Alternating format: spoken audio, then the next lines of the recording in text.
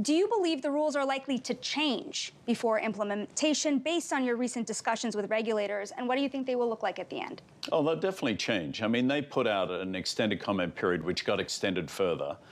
There have been thousands of comments put into the various regulatory bodies led by the Fed. It was a proposal that I would say was extremely aggressive and set a marker. It will not go through in that form. If it did, I think it would have very, very negative consequences for corporate lending across this country, which is not what you want. It's not going to help the economy grow. Well, you've also spoken about the Treasury market, potential impacts from these regulations. Sure. We've already seen stresses of late in the Treasury market. Do you have fears that those stresses will be exacerbated? I can't tell until I see the actual rules, but all I know is what was put out is highly, highly, highly unlikely to be what is ultimately regulated. Now, investors don't necessarily see that or agree with it, but in my experience, I've been doing this a long time. I was on the Fed board for 6 years in New York. I chaired the FAC in Washington.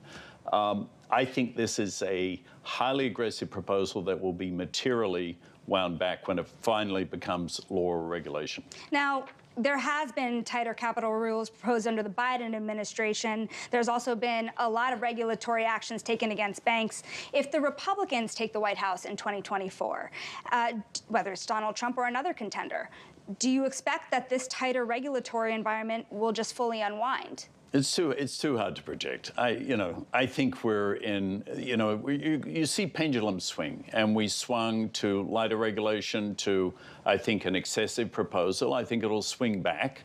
So it's heading back to more balanced regulation, and that's where it should be. I'm all about balance. The banking system should not be deregulated.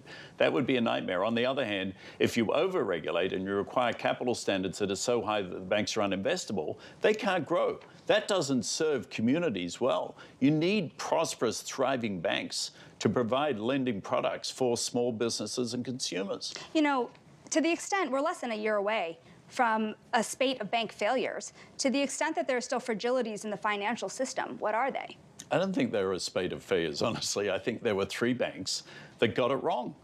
I've said that publicly. They made choices that were the wrong choices. Wasn't complicated. They got washed up and cleaned up and folded into other banks, and you move on. This wasn't, people kept telling me we're having a banking crisis. I said, no, we're not. We had a crisis among 3 banks. It was a crisis for their shareholders and their employees. It's not a crisis for the market. The core banking system is in rude good health, to use a British expression.